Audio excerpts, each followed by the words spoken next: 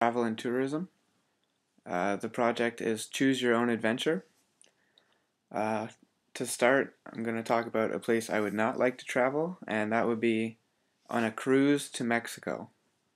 For environmental sustainability, in Unit 2, Lesson 6, I chose to research cruise ships' negative impact on coral reefs. So, already in this course, we have learned about the unsustainability of cruises and how they pollute the oceans. In another article in the same project that I did not choose to study, quoted different scientific studies that said out of the world's 109 countries that have coral reefs, 90 of them are being harmed by cruise ships. And to top that off, in a more extreme accusation, the article quoted a scientific study that said cruise ships are actually responsible for up to 60,000 deaths each year due to air pollutants, and said the numbers are rising fast, and that article was published 4 years ago. Aside from the articles we studied in this course, it is just generally well known that cruise ships are harmful to the environment and are in no way a good choice for anyone who is trying to be environmentally conscious on their holidays. Safety, security, and health risks involved. On the Center for Disease Control and Prevention, the CDC website, there is lots to read about precautions when traveling to Mexico right now. To start, the CDC recommends that all travelers get their routine vaccinations for polio, the flu, chickenpox, and a few other common illnesses. After that, the CDC warns that there is a risk of getting both hepatitis and typhoid from contaminated food and water in Mexico, so you should get vaccinations for both. CDC recommends that if you plan on getting a tattoo, engaging in sexual activity with a new sexual partner, or plan on receiving medical care, you should get the vaccination for hepatitis B also. Lastly, the CDC recommends talking to your doctor about how to prevent malaria in Mexico. In terms of security, the U.S. State Department warns U.S. citizens about the risk of traveling to certain places in Mexico due to threats of safety and security posed by organized criminal groups in the country. That was a statement on the U.S. State Department website right now, and that was updated on December 24th, 2014. Most of Mexico's popular tourist destinations remain relatively safe, but the government advises people kind of stay on resorts and out of troubled areas. What attracts or deters me? What does attract me to the idea of taking a cruise to Mexico is that I've never been to Mexico or on a cruise ship. And I do like the idea of experiencing a cruise. It sounds really relaxing, but there are so many things above that on my traveling to-do list that I would probably never put the money aside to actually go on a cruise. Uh, Many things deter me from cruises, such as how damaging they are to the environment and how they have nothing to do with adventure, really. How are local cultures affected? For this option, I mix the economic benefits and how the local cultures are affected because, in the case of Mexico, these two things are highly related. Local cultures can be both positively and negatively affected by cruises. For starters, most of the money in the cost for your cruise will likely go to rich cruise line companies.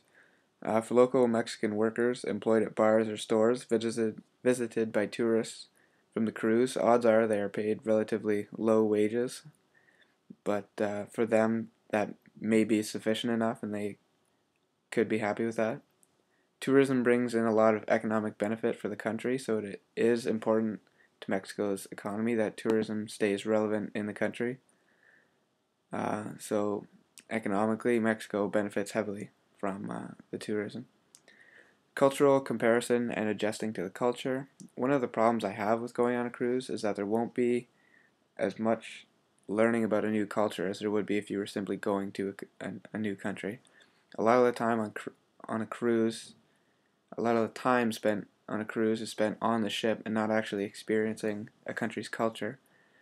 With little time you have on shore, odds are it will be spent in tourist zones instead of culture-rich areas. So, on a side note, I would probably find it hard to adjust to the food in Mexico because I don't like anything with even a moderate amount of spice in it, and Mexico is well known for spicy food, so that would probably be the hardest thing, adjusting to the culture. Personal interest. Cruises do seem like enjoyable trips. You get to see the world. The boat you're touring on is luxurious and full of perks, and all around it is a relaxing experience, but personally I would be too preoccupied with the side effects of the trip I was on, and I've always preferred adventure activities that involve hiking or camping or some sort of outdoor activity instead of being stuck on a boat. So a cruise to Mexico is somewhere I would not like to go.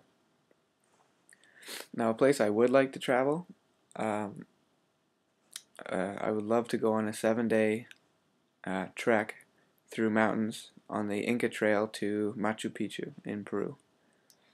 Environmental sustainability. Garbage has been an issue in the past, but ever since putting restrictions on the number of tourists allowed every day, the government of Peru has really tried to preserve Machu Picchu and the Inca Trails.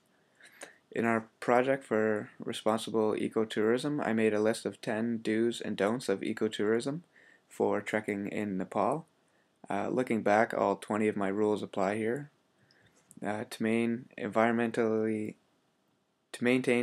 sustainability, my list recommends uh, these and other suggestions. Respecting the tour guides, bringing with you environmentally friendly products instead of unnatural chemicals, storing all your trash in a bag and carry it off the mountain, and the list goes on. For safety, security, and health risks involved, the experience of the Inca Trail in Machu Picchu is one of nature. The trip is such an adventure back in time that there are no toilets available during the entire trip. Because you are wandering through the wild, there are no safety precautions put in place. If you are not careful, you could actually walk off a cliff. That was one of the precautions I found on the website. If you do not plan properly, altitude sickness can really harm you. Some articles even say that llamas may attack you in extreme cases. So in terms of safety and security, you really need to watch out for yourself as the trails are relatively undeveloped. In terms of health, the CDC actually recommends and cautions about the exact same health risks as it does for Mexico, but with one addition. For Peru, the CDC also recommends talking to your doctor about precautions for yellow fever before traveling to Peru. What attracts or deters me? What attracts me is everything on the Inca Trail website we were linked to in Unit 4, Lesson 1. I found a 7-day trek that leads to Machu Picchu. I love hiking and I love mountains. The descriptions on the website talk about being surrounded by lakes, snowy mountains, cloud forests, which I thought was very interesting. This is the kind of adventure I prefer over sitting on a boat. Being outdoors and viewing enormous natural land features and exploring ancient history is my idea of travel. Economic advantages and disadvantages. Local cultures are probably not widely affected, other than those who benefit from tourist shopping by the local shops on the way to Machu Picchu. And I assume the guides for the overnight tours are also majority locals. Although on some websites I did find ads mentioning international guides to Machu Picchu. Some websites also claim that locals are being affected because of the trains tourists are choosing to ride. Apparently there are luxurious trains and more expensive trains that were made for the tourists, but a lot of tourists are opting out of that option and jumping on the local trains, which is somehow actually creating a space issue for the locals making their daily commute, because around 2,500 visitors visit Machu Picchu every day. Overall, though, the locals are in no way exploited by this tourism. Cultural comparison and adjusting to the culture. The hardest part of adjusting to any new culture for me is always the food. In Japan, I had to get over eating seaweed and sushi, even though I absolutely hated both.